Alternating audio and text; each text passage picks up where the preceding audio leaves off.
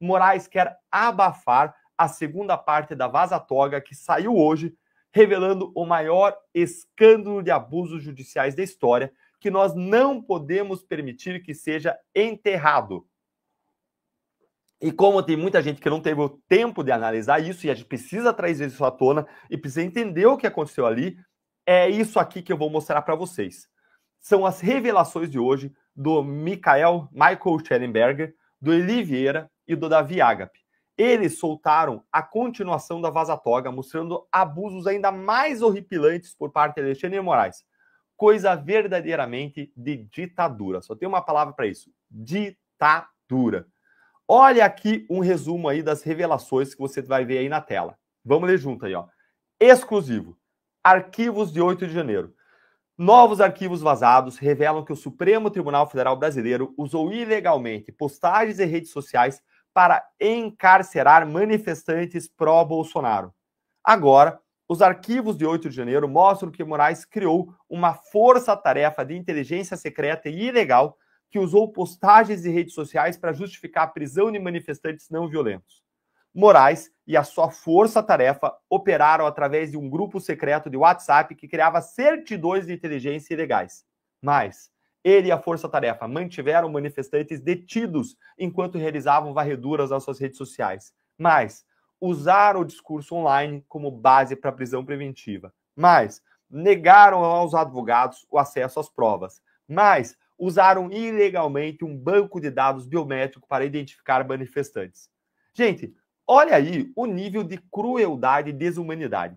A chefe do gabinete de Moraes, a Cristina Kusahara, ela chegou a dizer que a PGR havia pedido liberdade provisória para vários dos presos 8 de janeiro, mas que Moraes não queria soltar nenhum deles até ver nas redes sociais deles se havia alguma coisa. Sim, você não ouviu errado.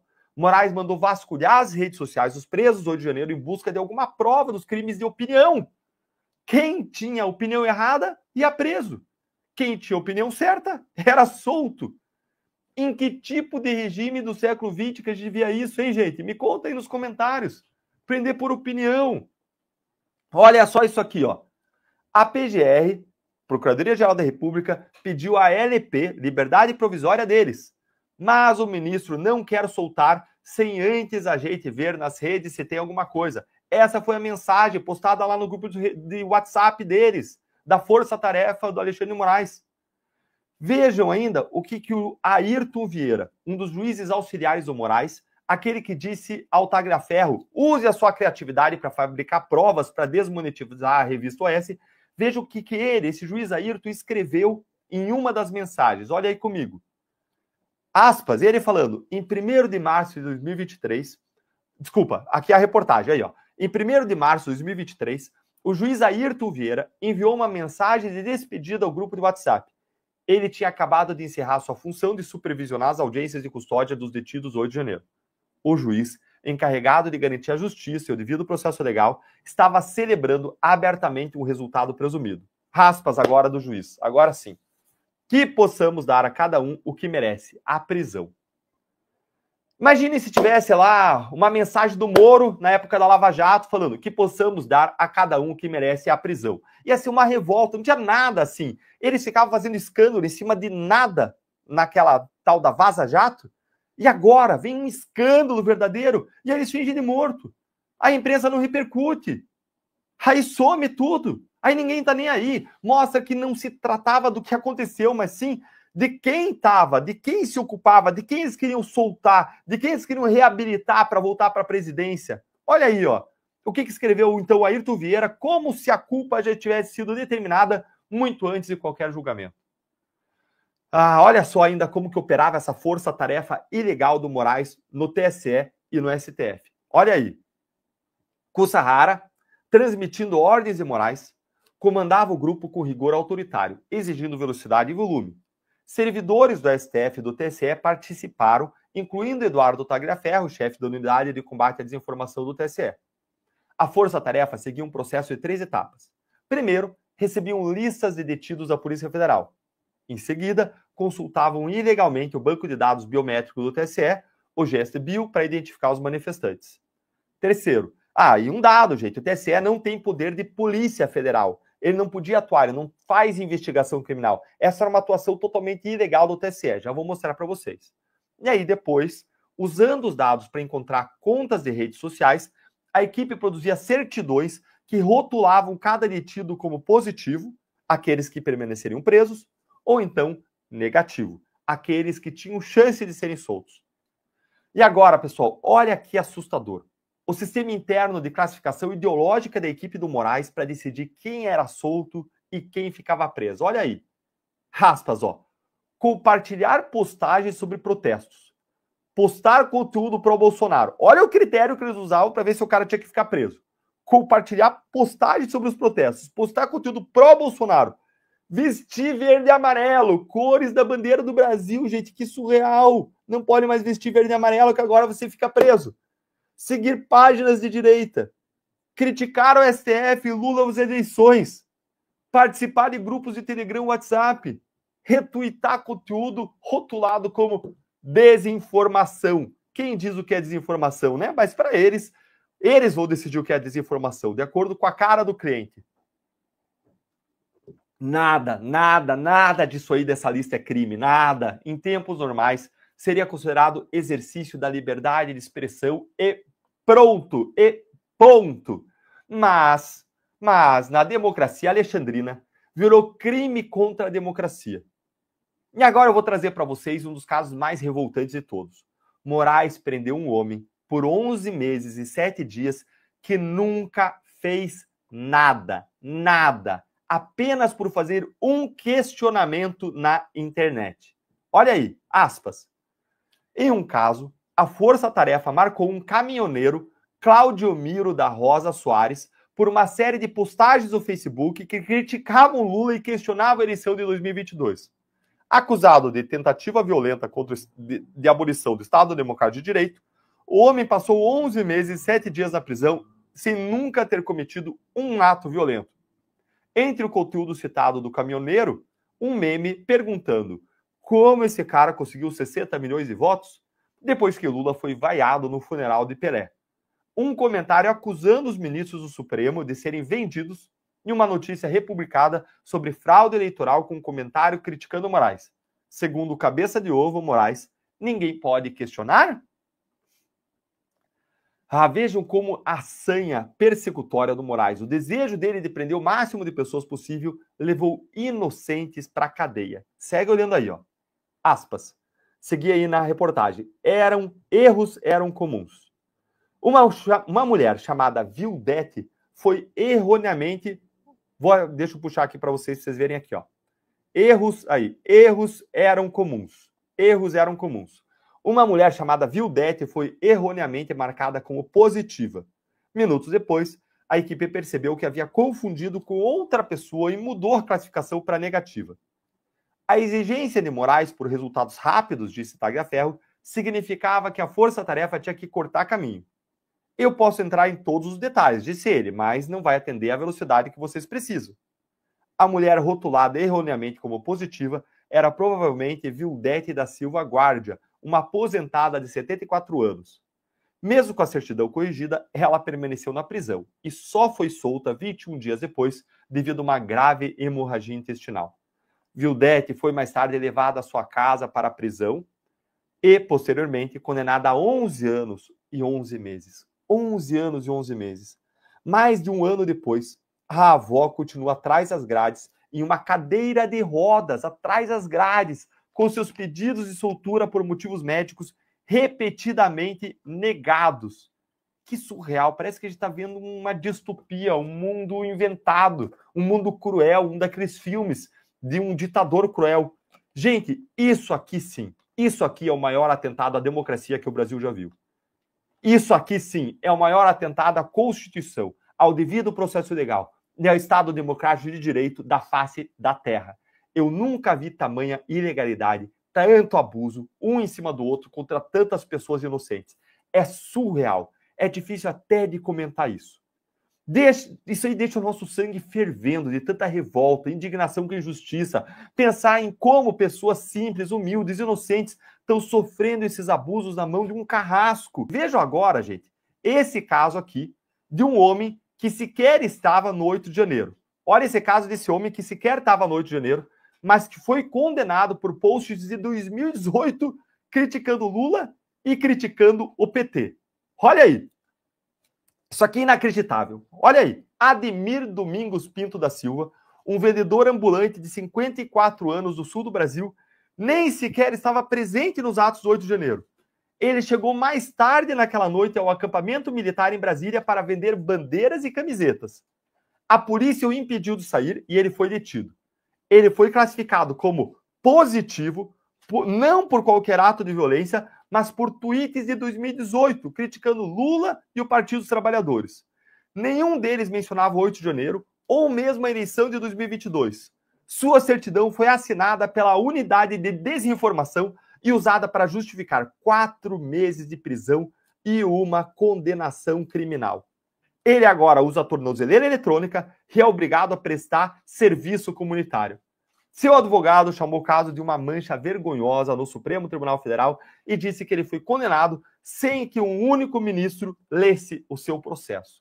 E eu acredito piamente nisso, porque eles julgaram em bloco, eles pegaram todo mundo e falaram: as provas de um servem contra os outros, tudo contra todo mundo, foi lá e colocou todo mundo num buraco junto. Olha, gente, o tamanho da crueldade de Moraes. Moraes e o gabinete dele fizeram uma armação sórdida e mantiveram 149 mulheres presas por 2 meses até chegar a março de 2023, para que, no dia 8, dia da mulher, dia 8, dia da mulher, aí Moraes pudesse ser magnânimo, soltar todas, posar de herói, de clemente, de misericordioso, alguém cheio de compaixão, né? O que efetivamente foi feito pela imprensa. Depois, nossa, que magnânimo Moraes. Mas Moraes fez isso apenas por uma encenação. Olha aí, ó. Olha aí. Mas os chats vazados mostram a verdade. As mulheres foram mantidas na prisão por 2 meses extras para que Moraes pudesse encenar uma libertação e uma data simbólica. Que inacreditável! Usando as mesmas certidões positivas e negativas. Isso é surreal. Eu tenho dificuldade de engolir, de acreditar que alguém possa ter feito uma encenação dessa. Que ridículo, que absurdo, que cruel manter essas mulheres presas para esperar uma data simbólica para posar de herói.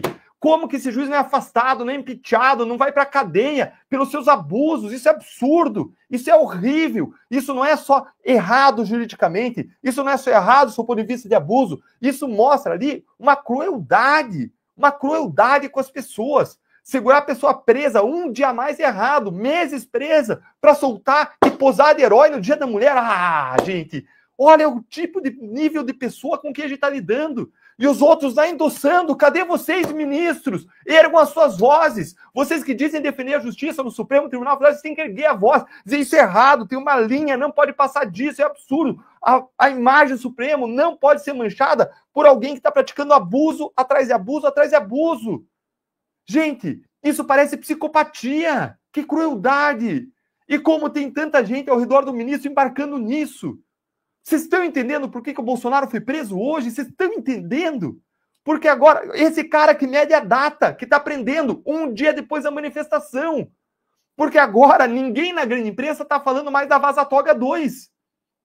Está todo mundo falando da prisão do Bolsonaro. Vocês conseguem ver que é um cara que mede dia, soltou no dia da mulher e agora vai e prende Bolsonaro hoje. Vocês conseguem ver que não tem coincidência lá? Tem sim jogo político, tem sim contagem de datas, tem sim concatenação de fatos com objetivos políticos. Vocês conseguem entender isso? Mas a gente não pode deixar isso acontecer. A gente não pode deixar essa Vaza Toga 2 ser enterrada. Não podemos deixar esse assunto morrer. Não podemos deixar esses abusos passarem impunes. Nós temos que pedir incessantemente justiça o dia inteiro nas redes sociais para essas pessoas. Temos que relembrar o tempo inteiro do que aconteceu. Temos que falar desse assunto sem parar. Esse é o maior escândalo judicial da história do Brasil. Eu fui ouvido como especialista por essa reportagem incrível da Vaza Toga 2 e eu trouxe comentários jurídicos que vão te mostrar o que deveria acontecer com essa investigação. Olha só isso aí na tela. Ó. Segundo ele, aqui é segundo o Deltan. Eles tinham me ouvido e eles publicaram colocando, segundo o Deltan, não há base legal para inserir a AED, essa Assessoria Especial de Enfrentamento à Desinformação do TSE, em inquéritos criminais do Supremo Tribunal Federal, que se limitam ao suspeito ou réu, à Polícia Judiciária, ao Ministério Público e ao Tribunal. Ou seja, Um inquérito, gente, ele é tocado por atores específicos previstos em lei. Não tem espaço ali para a ED. A ED não tem poder para isso, não tem atribuição dada por lei para isso. E a administração pública, diferente da pessoa privada, ela só pode atuar quando tem uma lei expressa que prevê. E segue. Deltan caracteriza o arranjo como uma espécie de PGR pessoal do Alexandre de Moraes, que alimenta com materiais os casos relatados pelo próprio Moraes. Deltan traça 2 linhas de precedentes. Primeiro, Operação Satyagraha. A 5ª turma do STJ anulou a investigação em 7 de junho de 2011 porque agentes de inteligência da BIM participaram clandestinamente de investigação de atos da Polícia Federal, comparando o esquema a uma polícia secreta e aplicando a doutrina da árvore frutífera venenosa. Ou seja, se você tem uma ED atuando e você vai aplicar o precedente desse caso anterior aqui, da Operação Satyagraha, você tem que anular o caso, porque existia aí uma polícia secreta, uma ED privada do Alexandre de Moraes, uma polícia secreta que não tinha poder para isso atuando. E aí, tribunais vão ser coerentes com os próprios precedentes? Vamos para o próximo aqui, ó. Em dezembro de 2014, o STF também anulou as buscas iniciais. Dallagnol afirma que o papel secreto da ED em inquéritos criminais é um paralelo direto. Servidores públicos agiram sem autoridade legal, o que deveria contaminar os casos. Segundo, a Operação Castelo de Areia. Em 5 de abril de 2011, a 6ª turma do STJ rejeitou o caso, anulou o caso, após considerar as escutas telefônicas ilegais, porque a investigação começou a partir de uma denúncia anônima sem prova de corroboração independente. Para Dallagnol, a lição relevante é a censura do tribunal às razões ocultas, decidir com base em informações conhecidas dos investigadores do juiz, mas ausentes dos autos e inacessíveis à defesa. Por que, gente, isso aqui? Porque lá na Castelo de Areia, a origem da investigação era uma delação de um delator. Eram as palavras de um delator. Mas se ocultou isso, o juiz sabia disso, se ocultou isso e se apresentou como uma notícia anônima. E aí, aqui está dizendo que eu alego ainda a supressão de elementos potencialmente exculpatórios. Mas deixa eu só explicar um pouquinho melhor essa da Castelo de Areia ainda. Então, na Castelo de Areia, se usou uma notícia anônima para embasar uma investigação, mas existia uma delação que tinha produzido essa notícia. E isso ficou oculto da defesa. E aí o STJ derrubou essa investigação. Mais uma vez, a ED estava atuando sem o conhecimento das defesas. Estava produzindo certidões que não eram nem juntadas aos autos quando a certidão beneficiava o réu. Então existia ali fundamentos ocultos nas decisões, só eram conhecidos do juiz, do ministro, da ED, do juiz, do ministro, e não da defesa. Mais uma razão, se for aplicar o precedente, para anular o caso. Mais ainda, avança aqui comigo, ó. Dallagnol ainda alega a supressão de elementos potencialmente exculpatórios. Segundo ele, foram negadas aos advogados as certidões da ED, afirmando que não foram encontradas postagens incriminatórias nas redes sociais de certos suspeitos, pois os documentos não foram anexados aos autos do processo. Ele compara isso à regra Brady dos Estados Unidos, que exige a divulgação de material exculpatório. Aqui é o seguinte, se o Ministério Público, a polícia, tem provas de inocência, provas exculpatórias, tem que apresentar para os réus. E quando a certidão em relação aos réus, aos suspeitos, aos investigados, favorecia os investigados, não tinha nenhum material, nenhuma postagem ali incriminatória, isso não era juntado, o advogado não tinha acesso. Isso viola uma regra de ampla defesa, que nos Estados Unidos é consagrado num caso chamado Brady, em que se anulou o caso, se disse que era errado, que tinha conduta do promotor errada, misconduct, prosecutorial misconduct, ou seja, tinha uma conduta ilegal do promotor porque retirou prova de interesse da defesa. Gente, se existisse justiça, se existisse Estado democrático de direito no Brasil, tudo isso, todo esse processo deveria ser anulado.